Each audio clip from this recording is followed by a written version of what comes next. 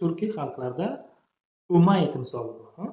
Umay ona, ya'ni o'rta yoshli, sochlari kumushrang, abadiy tiriklikka ega bo'lgan, tiriklik daraxtiga egalik qiluvchi, yosh bolalarni kasalliklardan himoya qiluvchi ayol ma'buda timsoli mavjud. Har xil davrlarda har xil nom bilan atalgan.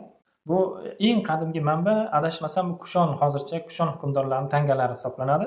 Imperator Huvishka tangasida Ommo nomi ostidagi bir ayol ma'buda va uni tasviri mavjud.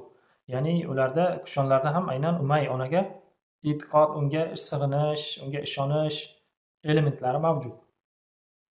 Bu Kushonlarni identitligini aniqlashda bu muhim omil bo'lib xizmat qilishi mumkin. Chunki Kushonlar aynan qaysi xalq bo'lgan, hozirgi qaysi xalqlarning prototipi bo'lgan degan qarashga oydinlik kiritishi mumkin.